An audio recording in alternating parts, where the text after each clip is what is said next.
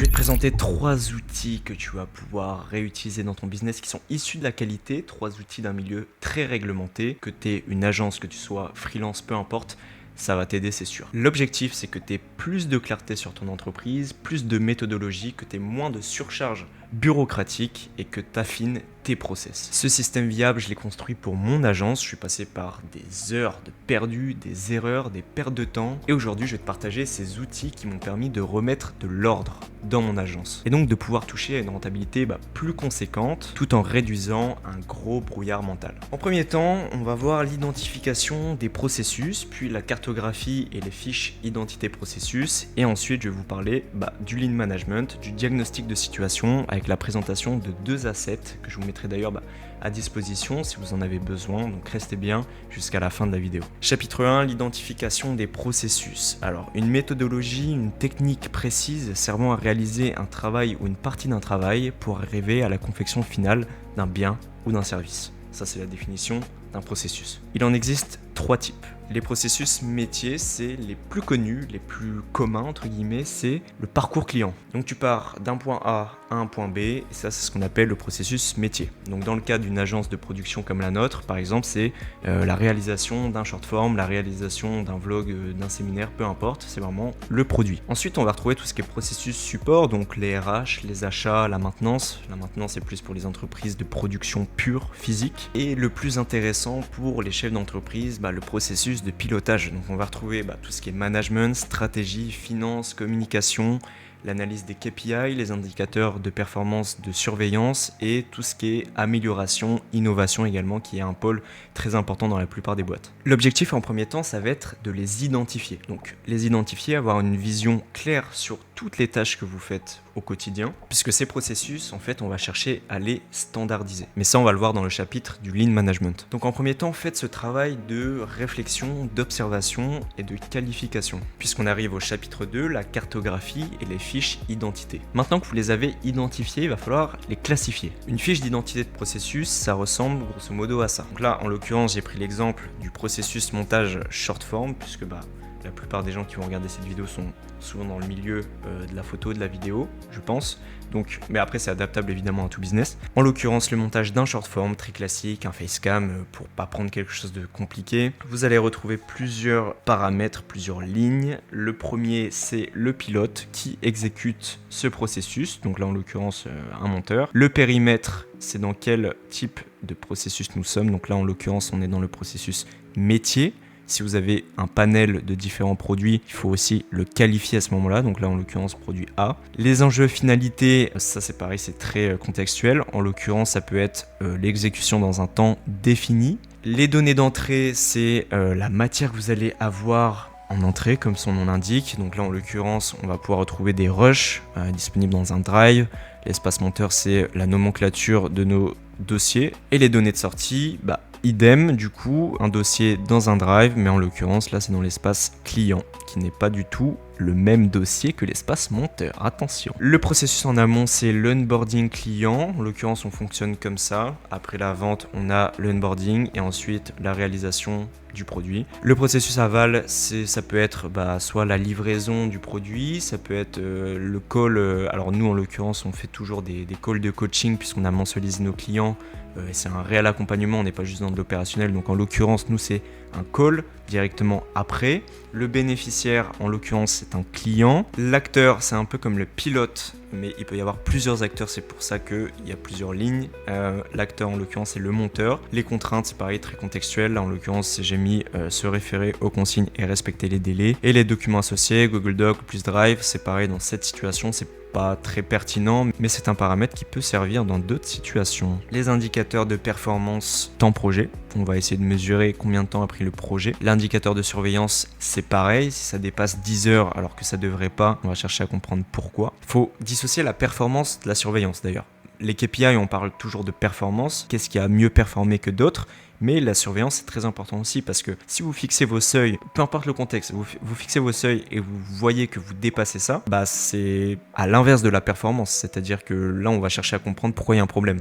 Et les objectifs d'amélioration, ça c'est pareil, facultatif. Donc là, j'avais marqué temps, projet à réduire ou augmenter la valeur du produit, pourquoi pas. Voilà, là en l'occurrence, c'est pas très important. Via ce système, vous avez littéralement une pièce d'identité de tous vos processus. Et là, vous allez me dire, d'accord, c'est bien, frérot, t'as rempli tes trackers, mais à quoi ça sert ? Eh bien, à mon sens, c'est que le jour où vous allez déléguer, sous-traiter une tâche, il va y avoir tout un travail de formation, de briefing à faire à la nouvelle personne à qui vous allez déléguer cette tâche. Et pour fluidifier la passation, ce genre de documents qui répertorient toutes les étapes, les ressources, etc.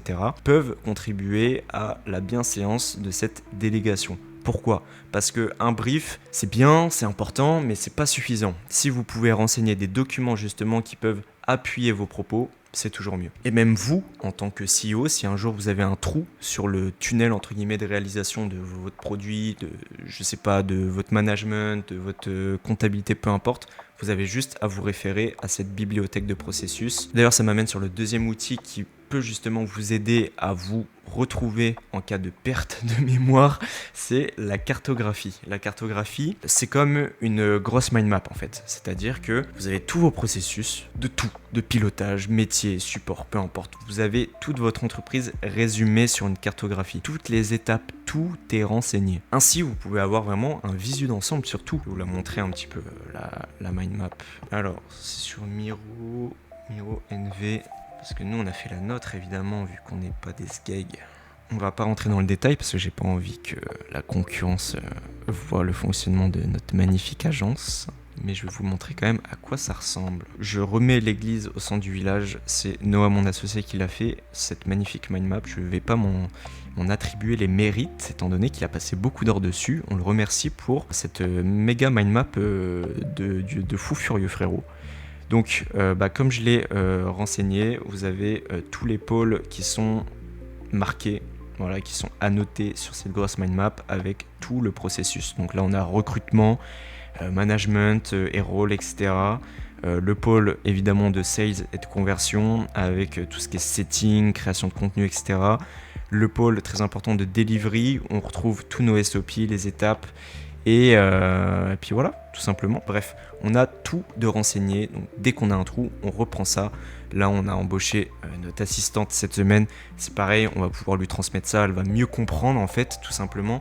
Donc voilà, c'est typiquement dans ce genre de situation que c'est vraiment intéressant d'avoir cette mind map. Chapitre 3, le lean management et le diagnostic de situation. Alors, le lean management, qu'est-ce que c'est ? Le lean management vous rendra millionnaire sans avoir aucun cheveu blanc. C'est une sacrée promesse, n'est-ce pas ? L'objectif de ce modèle est très simple à comprendre. Réduire les délais, limiter le gaspillage, la surcharge bureaucratique et surtout standardiser vos processus. On parle beaucoup de processus depuis le départ, on parle de standardisation, c'est là-dessus qu'on va expliquer tout ça. Alors, plus un process est standardisé et automatisé, plus vous allez gagner du temps et donc de l'argent. Je m'explique. En fait, une entreprise qui possède un panel de produits extrêmement large, tous modifiables à la demande du client, qui peuvent avoir différentes options chacun, etc. Mais qui demande toujours un travail de réflexion, forcément cette entreprise va avoir du mal à croître, à scaler tout simplement parce qu'il va y avoir un travail de réflexion. Et la réflexion prend du temps, prend de l'énergie et donc vous pouvez vendre moins, vous pouvez moins produire. Ce qu'on va chercher à faire, c'est tout automatiser pour passer le moins de temps à réfléchir et plus être dans l'exécution. En tout cas sur un business model comme le nôtre. Pour ça, il y a une méthode très simple qui s'appelle la méthode VSM, c'est la méthode Value Map Streaming, dans laquelle vous allez faire, alors c'est de la méthodologie tout ça, il n'y a rien de sorcier, dans lequel vous allez analyser tous vos process. Alors par exemple, si je prends, qu'est-ce que je pourrais prendre comme exemple ? La réalisation par exemple d'un podcast, en tout cas le montage d'un podcast, voilà. Dans le montage d'un podcast, vous allez avoir différentes tâches et l'idée ça va être d'analyser et de comprendre quelles sont les tâches qui ont une valeur ajoutée et les tâches qui n'ont pas de valeur ajoutée. Par exemple, dans la réalisation d'un montage de podcast, vous allez faire le dérush, faire les changements de caméra, mixer le son et pourquoi pas faire une introduction dynamique avec les moments les plus divertissants, disons, du podcast. Alors, le dérush, concrètement, ça ne possède aucune valeur ajoutée. Genre c'est pas le dérush qui va faire que votre produit se vend. Donc c'est une tâche à non-valeur ajoutée. Par contre, est-elle nécessaire ou pas ? Bah bien sûr qu'elle est nécessaire. Donc l'objectif ça va être juste de réduire cette tâche, de l'automatiser. Ensuite, si on reprend l'exemple de l'introduction avec les plans dynamiques. Bah ça pour le coup, ça ajoute une vraie valeur ajoutée à votre produit parce que tout le monde ne fait pas ça. C'est pas forcément demandé par le client. Donc, vous allez ajouter de la valeur. Par contre, si je prends un truc un peu plus niche, par exemple, vous allez faire le dérush et ensuite, vous allez faire le changement de caméra en second temps. Ou non, un truc encore plus con, vous allez mettre des sous-titres sur tout l'ensemble de la vidéo. Bah ça, en l'occurrence, ça n'a pas vraiment de valeur ajoutée parce que en termes de code visuel, c'est pas très beau, personne n'aime ça. Et c'est pas nécessaire, donc non nécessaire, et dans ce cas-là, faut l'éliminer. Ce que je vais expliquer par là, c'est que quand on se rend compte que dans des process de réalisation, il y a de la perte de temps, il y a plusieurs échanges sur la même chose, il y a plusieurs personnes sur la même tâche, il y a des tâches qui au final ne plaisent pas au client, il y a des tâches qui ne plaisent pas mais tu es obligé de passer par là parce que sinon tu peux pas faire ton produit. Et ensuite tu te dis ah putain ça c'est une bonne idée, je vais le rajouter. Bah, tout ça, ça a une dénomination, soit ça a la valeur ajoutée, soit ça n'en a pas. Si ça n'en a pas, est-ce que c'est nécessaire, est-ce que c'est pas nécessaire. Ainsi vous allez pouvoir comprendre, analyser tous vos process et surtout les optimiser. Et ça c'est un travail qu'on a fait maintes et maintes reprises avec NV, essayer de gagner du temps, essayer de comprendre qu'est-ce qui a ajouté de la friction dans telle ou telle action, qu'est-ce qui nous a mené à cette conséquence, qu'est-ce qui a fait que ça a pris plus de temps que prévu, etc. etc. C'est aussi valable sur des process de réalisation à l'échelle de plusieurs mois. Si vous automatisez un process à la con sur la réalisation en post-prod et que vous gagnez 10 minutes, bah, ces 10 minutes, au bout de 6 mois, toutes les semaines, tous les jours, vous allez gagner des centaines d'heures et du coup des milliers d'euros. Donc, faut pas négliger ce travail d'automatisation. Ensuite, le diagnostic de situation. Alors ça, c'est pareil, c'est juste de la méthodologie puisque c'est un tableur très très simple. Mais ça peut vous aider si vous êtes plutôt d'un œil, si vous avez plutôt un esprit visuel, c'est-à-dire vous avez besoin de code couleur, de petits trucs à la con devant vos yeux pour mieux réfléchir, mieux comprendre. Ça va vous aider pour sûr. Le diagnostic de situation, c'est comprendre, ok, là il y a un problème, comment je fais ? Donc, au lieu de juste prendre une feuille blanche, moi ce que j'aime bien faire, c'est prendre ce tableur, donc avec 3 colonnes, c'est très simple, hein, constat, cause, conséquence. Ok, donc là en l'occurrence, dans constat, je me rends compte que j'ai un client qui n'est pas content. Ok, la cause c'est quoi ? C'est que son projet a pris du retard. Donc ça c'est la cause A. Et la cause B c'est que l'échange avec le monteur était vraiment pas bon, ils sont pas entendus du tout. La conséquence c'est quoi ? La conséquence c'est que ce client ne va pas retravailler avec nous et ce client va pas nous recommander. Maintenant, à l'aide de ces 3 colonnes, qu'est-ce que je vais faire ? Je vais essayer de comprendre. Ok, donc là il est pas content, d'accord. Pourquoi ça s'est mal passé avec le monteur ? Ok, parce que le monteur il avait un esprit comme ça et du coup le fit ça n'a pas fité entre les deux et c'est vraiment pas ouf. Ensuite le projet a été délivré en retard. Pourquoi ? Parce que peut-être que le brief n'a pas été fait en temps et en heure, que les rushs ont été transférés 5 jours après et que du coup le monteur n'a pas pu avancer et du coup la conséquence c'est que le client il est pas content. Ok, donc là à l'aide de ces 3 éléments je vais pouvoir remettre de l'ordre, comprendre. Ok d'accord, ça a été délivré trop tard, les rushs ont été transférés trop tard. Pourquoi les rushs ont été transférés ? Parce que j'ai pas pensé à ça, machin. Ok, et avec tout ça, en fait, on remet des actions dans notre routine, dans notre quotidien, dans notre workflow, justement pour éviter que cette situation se reproduise. C'est pas grave de faire des erreurs, ce qui est grave, c'est de les refaire encore et encore. Donc, une erreur permet de comprendre. Et c'est justement avec ce genre de petites méthodes, entre guillemets, que vous allez pouvoir comprendre, en fait, tout simplement, d'où vient le problème. Et de toute façon, l'entrepreneuriat, c'est ça, c'est toujours répondre à des problèmes. Ça arrive une fois, ça arrive pas 2 fois. Donc, c'est justement avec ça que vous allez gagner en méthodologie. Super. Et pour finir cette petite présentation, j'aimerais vous rappeler une citation très connue, que j'adore. Tout ce qui n'est pas traqué ne peut pas être amélioré. Et à partir de ce moment-là, il y a beaucoup de choses qui prennent du sens. Parce que certains d'entre vous pourraient se dire « Ok, c'est cool les petits outils, mais en vrai, ça va pas forcément être un gros levier pour mon business. Ça me prend du temps, je dois classifier les processus, machin, ça fait rien. » Oui, c'est vrai que ça n'a pas beaucoup de levier. Par contre, ça va vous donner des fondations très solides parce que il y a un truc qu'on sous-estime très souvent dans l'entrepreneuriat, en tout cas dans un modèle d'agence comme le nôtre, c'est que notre énergie et notre focus en prennent vraiment un coup. Et c'est justement avec ce genre de petits process que vous délestez un peu votre charge mentale, que vous déléguez mieux aussi et que du coup, vous perdez moins de temps, moins d'argent. Et ça, c'est quelque chose que tout le monde souhaite finalement.